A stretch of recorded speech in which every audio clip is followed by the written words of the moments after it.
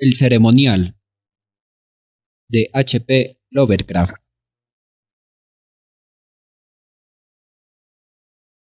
Me encontraba lejos de casa. Caminaba fascinado por el encanto de la mar oriental.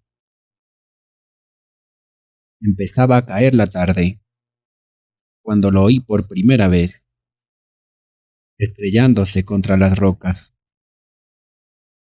Entonces me di cuenta de lo cerca que la tenía. Estaba al otro lado del monte, donde los sauces retorcidos recortaban sus siluetas sobre un cielo cuajado de tempranas estrellas. Y porque mis padres me habían pedido que fuese a la vieja ciudad que ahora tenía a Pazón. Proseguí la marcha en medio de aquel abismo de nieve recién caída, por un camino que parecía remontar, solitario, hacia Aldebarán, tembloroso entre los árboles, para luego bajar a esa antiquísima ciudad, en la que jamás había estado, pero en la que tantas veces he soñado durante mi vida. Era el día del invierno, ese día que los hombres llaman ahora Navidad, aunque en el fondo sepan que ya se celebraba cuando aún no existían ni Belén, ni Babilonia, ni Memphis, ni aún la propia humanidad. Era, pues, el día del invierno, y por fin llegaba yo al antiguo pueblo marinero donde había vivido mi raza, mantenedora del ceremonial de tiempos pasados, aún en épocas en que estaba prohibido. El viejo pueblo llegaba, cuyos habitantes habían ordenado a sus hijos y a los hijos de sus hijos celebraran el ceremonial una vez cada 100 años, para que nunca se olvidasen los secretos del mundo originario. Era la mía una raza vieja, ya lo era cuando vino a colonizar estas tierras, hace 300 años, y era la mía una gente extraña, gente solapada y furtiva, procedente de los indolentes jardines del sur, que hablaban otra lengua antes de aprender la de los pescadores de ojos azules, y ahora estaba esparcida por el mundo, y únicamente se reunía a compartir rituales y misterios que ningún otro viviente podría comprender. Yo era el único que regresaba aquella noche al viejo pueblo pesquero, como ordenaba la tradición, pues solo recuerdan el pobre y el solitario. Después, al coronar la cuesta del monte, dominé la vista de Kingsport, adormecido en el frío del anochecer, nevado con sus muelles, los puentes, los sauces, cementerios, los interminables laberintos de calles abruptas, estrechas y retorcidas, serpenteaban hasta lo alto de la colina donde se alzaba el centro de la ciudad, coronado por una iglesia extraña que el tiempo parecía no haber osado tocar.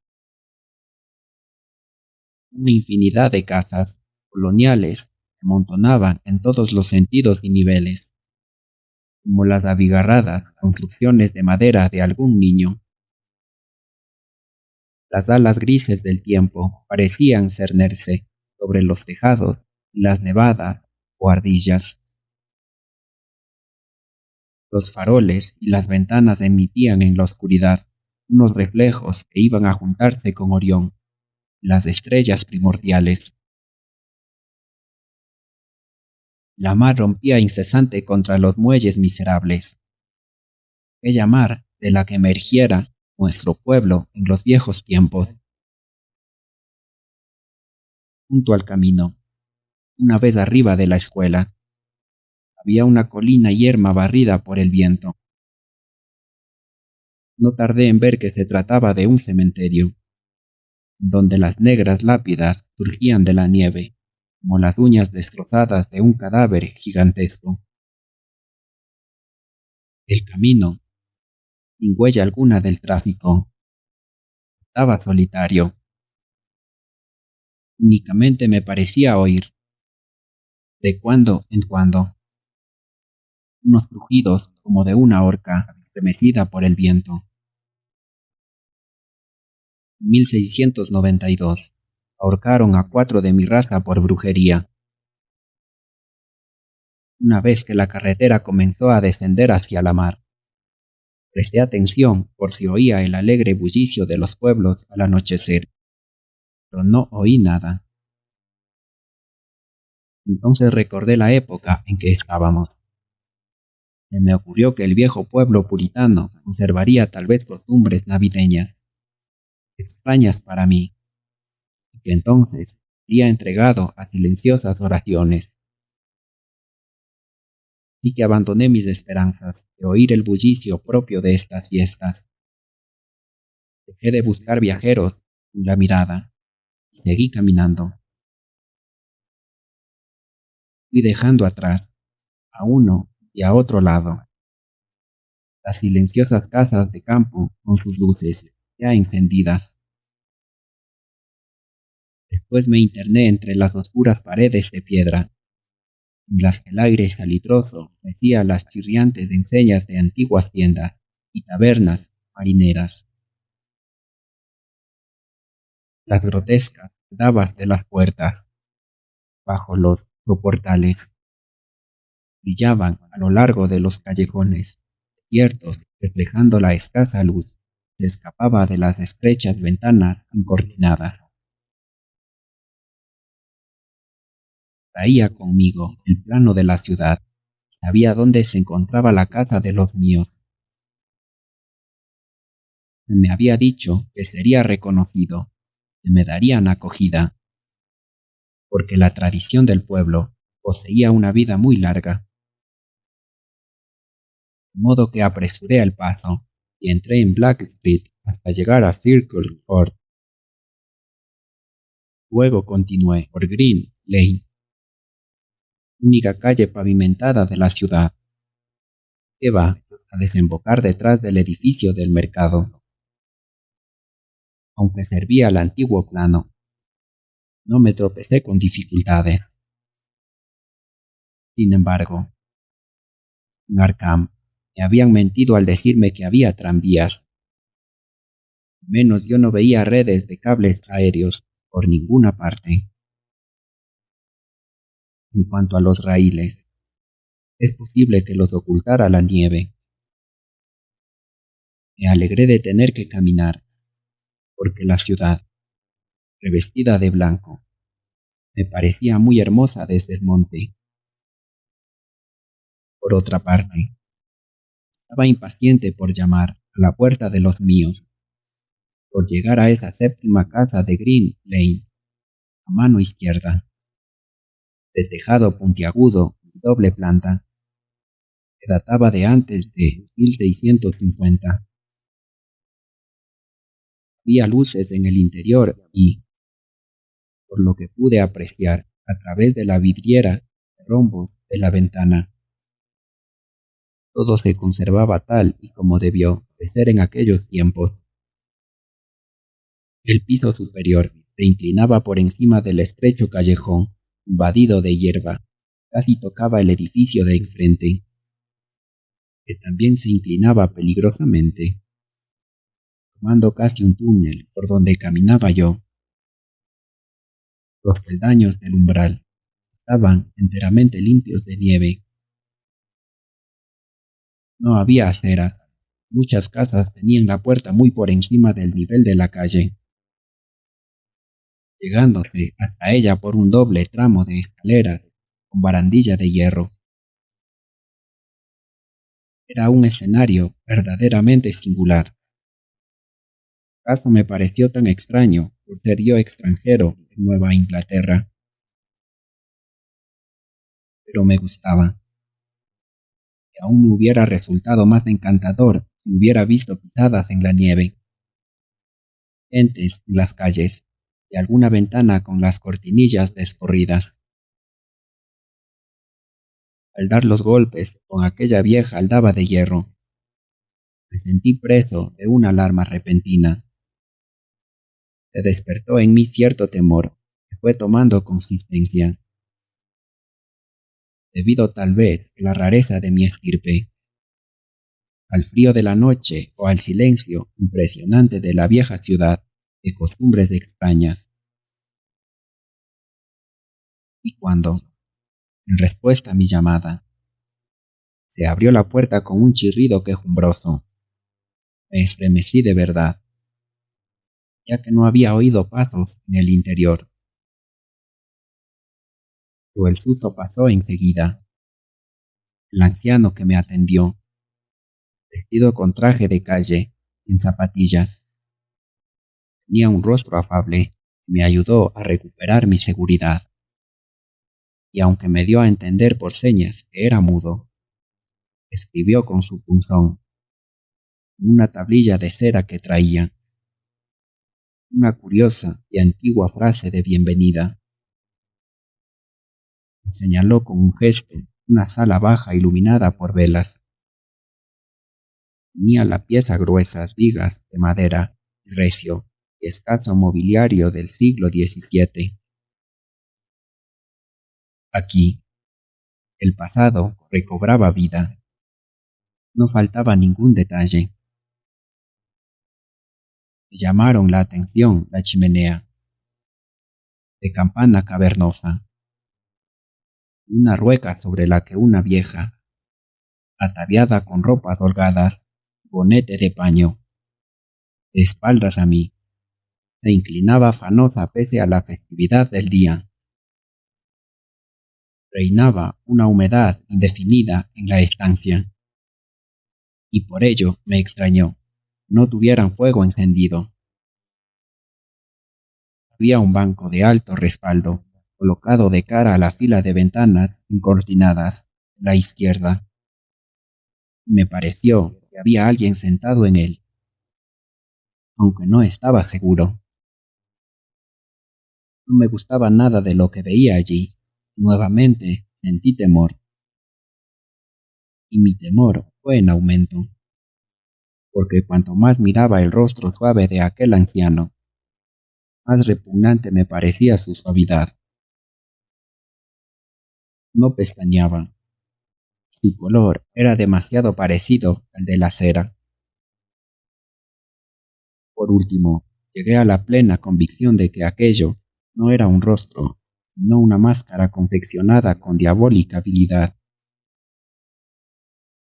Entonces sus flojas manos, curiosamente enguantadas, escribieron con pasmosa soltura en la tablilla, informándome de que yo debía esperar un rato antes de ser conducido al sitio donde se celebraría el ceremonial. Me señaló una silla, una mesa, un montón de libros, y salió de la estancia. Al echar mano de los libros, vi que se trataba de volúmenes muy antiguos y mohosos. Entre ellos estaban el viejo tratado sobre las maravillas de la naturaleza de Maurice Berg, el terrible Saducismus Diampatus de Joseph Glanville, publicado en 1681, la espantosa Daemonolatreia de Remigius, impresa en 1595 en Lyon, y el peor de todos, el incalificable Necronomicon de loco Abdul al-Red, la excomulgada traducción latina de Olaus Wormis. Era este un libro que jamás había tenido en mis manos, pero de la cual había oído decir cosas monstruosas. Nadie me dirigió la palabra. Lo único que turbaba el silencio eran los aullidos del viento en el exterior y el girar de la rueca mientras la vieja seguía con su silencioso hilar. Tanto la estancia como aquella gente y aquellos libros me daban una extraña impresión de morbosidad e inquietud. Pero, puesto que se trataba de una antigua tradición de mis antepasados, en virtud de la cual se me había convocado para tan extraña conmemoración. Pensé que debía esperarme las cosas más peregrinas, aunque me puse a leer, interesado por un tema que había encontrado en el Necronomicon. No tardé en darme cuenta que la lectura aquella me encogía el corazón. Se trataba de una leyenda demasiado espantosa para la razón y la conciencia. Luego experimenté un sobresalto al oír que se cerraba una de las ventanas situadas delante del banco de alto respaldo. Parecía como si la hubiesen abierto furtivamente. A continuación se oyó un rumor. No provenía de la rueca. Sin embargo, no pude distinguirlo bien porque la vieja trabajaba afanosamente y, justo en aquel momento, el vetusto reloj se puso a tocar. Después, la idea de que había personas en el banco se me fue de la cabeza. Me sumí en la lectura hasta que regresó el anciano, con botas esta vez, vestido con holgados ropajes antiguos. Se sentó en aquel mismo banco, forma que no le pude ver ya. Era enervante aquella espera, y el libro impío que tenía en mis manos se desazonaba más aún.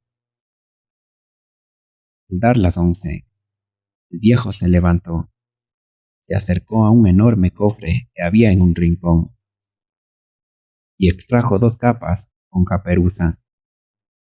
Se puso una de ellas, con la otra envolvió a la vieja, que dejó de hilar en ese momento. Luego, ambos se dirigieron hacia la puerta. La mujer arrastraba una pierna.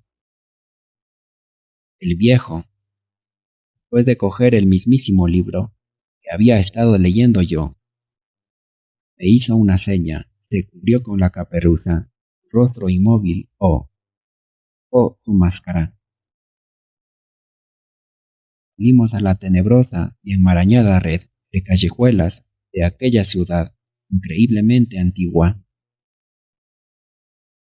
A partir de ese momento, las luces se fueron apagando una a una tras las cortinas de las ventanas, y Sirio contempló la muchedumbre de figuras encapuchadas que surgían en silencio de todas las puertas, formaban una monstruosa procesión a lo largo de la calle,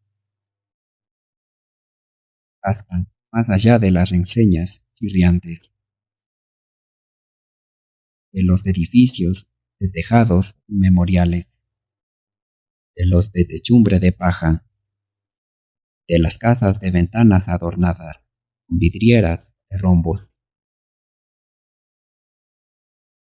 La procesión fue recorriendo callejones empinados, cuyas casas leprosas se recostaban unas contra otras, se derrumbaban juntas, y atravesó plazas y atrios de iglesias.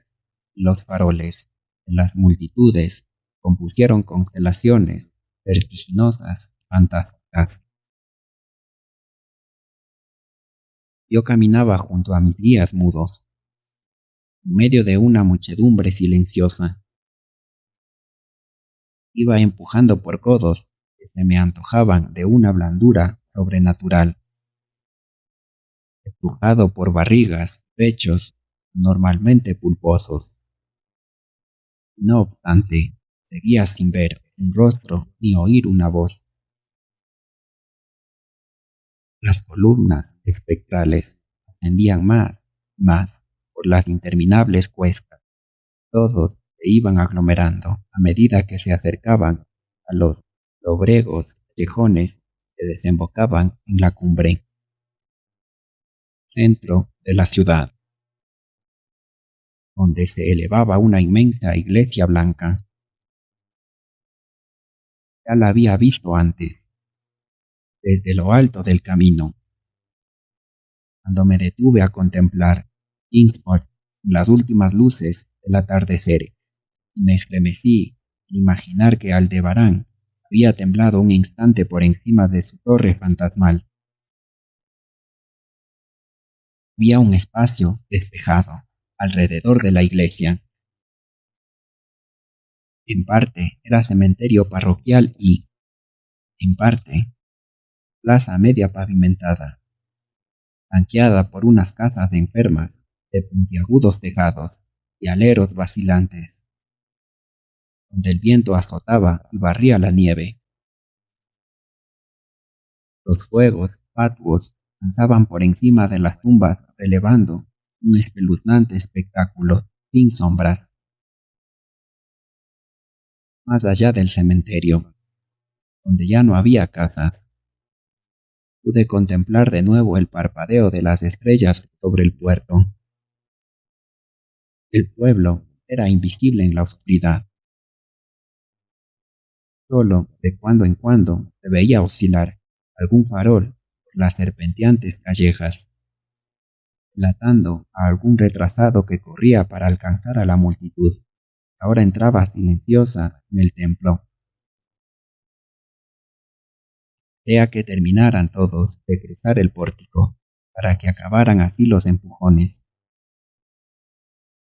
El viejo me tiró de la manga, pero yo estaba decidido a entrar el último. Cruzamos el umbral y nos adentramos en el templo rebosante y oscuro. Me volví para mirar hacia el exterior. La fosforescencia del cementerio parroquial derramaba un resplandor enfermizo sobre la plaza pavimentada. Y de pronto sentí un escalofrío. Aunque el viento había barrido la nieve, aún quedaban rodales sobre el mismísimo camino que conducía al pórtico. Sobre aquella nieve, para asombro mío, no descubrí ni una sola huella de pies, ni siquiera de los míos. La iglesia apenas resultaba iluminada, a pesar de todas las luces que habían entrado, porque la mayor parte de la multitud había desaparecido. Todos se dirigían por las naves laterales, sorteando los bancos, hacia una abertura que había al pie del púlpito. Se deslizaban por ella, sin hacer el menor ruido. Avancé en silencio.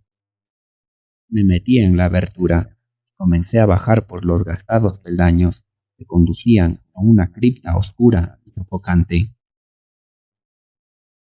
La cola minuciosa de la procesión era enorme. El verlos a todos rebulliendo en el interior de aquel sepulcro venerable me pareció horrible de verdad. Entonces me di cuenta de que el suelo de la cripta tenía otra abertura por la que también se deslizaba la multitud. Un momento después nos encontrábamos todos descendiendo por una escalera abominable, húmeda, impregnada de un color muy peculiar. Se enroscaba interminablemente en las entrañas de la tierra, entre muros de chorreantes bloques de piedra, yeso desintegrado. Era un descenso silencioso y horrible. Al cabo de muchísimo tiempo, observé que los peldaños ya no eran de piedra y argamasa, sino que estaban tallados en la roca viva. Lo que más me asombraba era que los miles de pies no produjeron ruido ni eco alguno. Después de un descanso que duró una eternidad, y unos pasadizos laterales o túneles que, desde ignorados nichos de tinieblas, conducían a este misterioso acceso vertical. Los pasadizos aquellos no tardaron en hacerse excesivamente numerosos. Eran como impias catatumbas de apariencia amenazadora, y el acre olor de descomposición que desprendían fue aumentando hasta hacerse completamente insoportable. Seguramente habíamos bajado hasta la base de la montaña. Ya estábamos por debajo incluso del nivel de Kingsport. Me asustaba pensar en la antigüedad de aquella población infestada, socavada por aquellos subterráneos corrompidos. Luego vi el cardero, resplandor de una luz desmayada, y oí el murmullo insidioso de las aguas tenebrosas. Sentí un nuevo escalofrío. No me gustaban las cosas que estaban sucediendo aquella noche. Ojalá que ningún antepasado mío hubiera exigido mi asistencia a un rito de ese género. En el momento en que los peldaños, los pasadizos, se hicieron más amplios, hice otro descubrimiento. Percibí el doliente acento burlesco de una flauta, y súbitamente se extendió ante mí el paisaje limitado de un mundo interior. Una inmensa costa fungosa, iluminada por una columna de fuego verde, y bañada por un vasto río oleaginoso, emanaba de unos abismos espantosos, insospechados, y corría a unirse con las cimas negras del océano inmemorial. Desfallecido, con la respiración agitada, contemplé aquel averno prófano de leproso resplandor y aguas mucilaginosas. La muchedumbre encapuchada formó un semicírculo alrededor de la columna de fuego. Era el rito del invierno, más antiguo que el género humano y destinado a sobrevivirle. El rito primordial que prometía solsticio y primavera después de las nieves. El rito del fuego, del eterno verdor, de la luz y de la música. Y en aquella gruta Estigia vi cómo ejecutaban todos el rito y adoraban la nauseabunda columna de fuego y arrojaban el agua puñados de viscosa vegetación que resplandecía con una fosforescencia pálida y verdosa. Y vi también, fuera del alcance de la luz, un bulto amorfo, achaparrado, que tocaba la flauta de modo repugnante, mientras tañía la criatura monstruosa. Me pareció oír también unas notas apagadas en la fétida oscuridad, donde nada podía ver. Pero lo que más me llenaba de espanto era la columna de fuego. Flotaba como un surtidor volcánico de las negras profundidades. No arrojaba sombras como una llama normal. Bañaba las rocas salitrosas de un verdor sucio y venenoso. Toda aquella hirviente combustión no producía calor, no únicamente la viscosidad de la muerte y la corrupción. El hombre que me había guiado se escurrió ahora hasta colocarse junto a la horrible llama y ejecutó unos rígidos ademanes rituales hacia el semicírculo que le miraba. En determinados momentos del ceremonial, los asistentes rindieron homenaje y acatamiento, especialmente cuando levantó por encima de su cabeza aquel detestable Necronomicon que llevaba consigo. Yo también tomé parte en todas las reverencias, puesto que había sido convocado a esta ceremonia de acuerdo con los escritos de mis antecesores. Después, el viejo hizo una señal al que tocaba la flauta en la oscuridad. Este cambió su débil zumbido por un tono más audible, provocando con ello un horror inimaginable e inesperado. Faltó poco para que me desplomara sobre el limo de la tierra. Traspasado por un espanto, no provenía de este mundo, y de ninguno. no de los espacios enloquecedores que se abren entre las estrellas.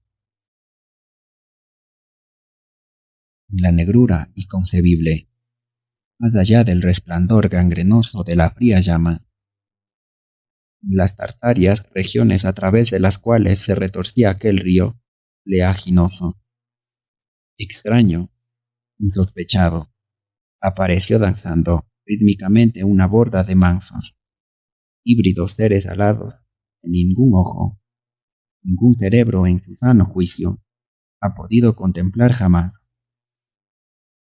No eran cuervos, ni topos, ni guarros, ni hormigas, ni vampiros, ni seres humanos en descomposición.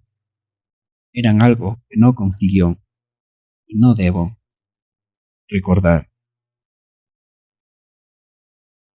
Daban saltos blandos y torpes, impulsándose a medidas con sus pies palmeados y a medidas con sus alas membranosas.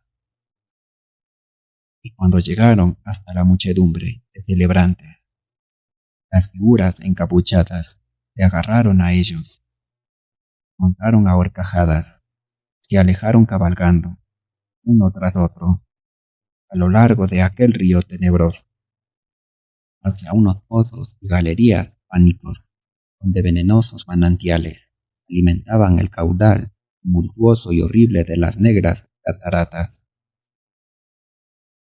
La vieja hilandera se había marchado con los demás, y el viejo se había quedado, porque yo me negué a cabalgar sobre una de aquellas bestias como los otros.